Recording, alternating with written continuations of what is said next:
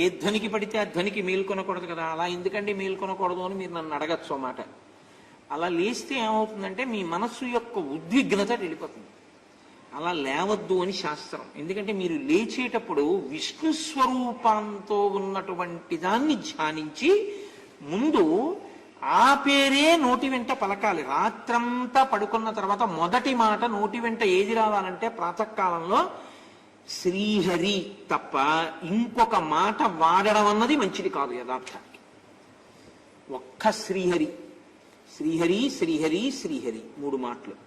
ఎందుచేత అంటే శ్రీకారంతో ప్రారంభమై ఆ రోజు కాలము చేత మీరు అనుభవించవలసిన పాపము దుఃఖ రూపంలో రాబోతుంటే అది జాగృతావస్థకి ప్రారంభం కాబట్టి ఆయన ఆ పాపమును హరించి దాని స్థానంలో మీ మనసు సుఖపడేటట్టు, సంతోషించేటట్టు, మీరు బాధపడకుండా ఉండేటట్టు మీరు చేసిన పాపమును మన్నించి మిమ్మల్ని సంతోషపెట్టగలిగినటువంటి అఖిలాండ కోటి బ్రహ్మాండ నాయకుడు ఆయన.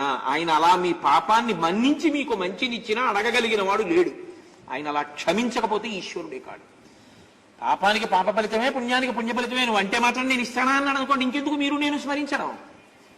అందుకే నమ శివాభ్యాం అశుభాపహాభ్యాం.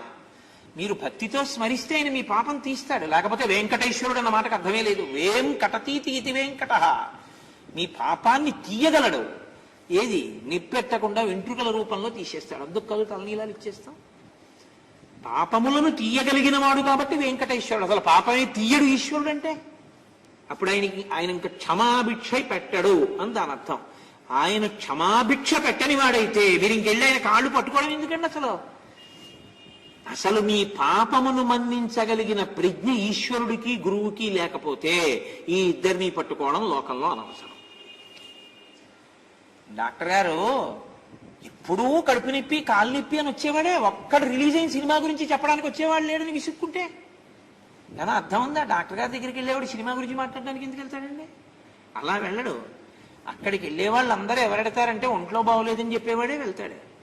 ఈశ్వరుడి గురించి వెళ్ళేవాడు 198 మంది ఎవరెళ్తారంటే అయ్యో ఈశ్వరా నా వలన ఎన్ని పొరపాట్లు జరిగిపోయాయో తండ్రి, నువ్వు తప్ప నన్ను ఎవరు మన్నిస్తారు అని అడిగేవాడు ఎడతాడు. గురువు గారి దగ్గరికి ఎవడు వెళ్తాడు? అయ్యో మేము చీకట్లో ఉండిపోయామండి, మాకు మార్గం తెలియట్లేదు, మమ్మల్ని మంచి మార్గంలో నడిపించండి అని అడగడానికి వెళ్ళేవాడు అడుగుతాడు. వాడు నీ అంత వెలుతురులోనో నీకన్నా వెలుతురులోనే ఉంటే నీ అవసరం వాడికి ఎందుకు?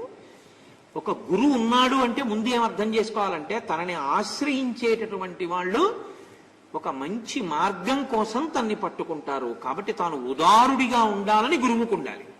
అసలు ఆ మాట గురువు, ఆ మాట ఈశ్వరుడు అనలేదనుకోండి, అసలు ఉద్ధరణ అన్న ప్రక్రియ అక్కడే అయిపోయింది కదండి.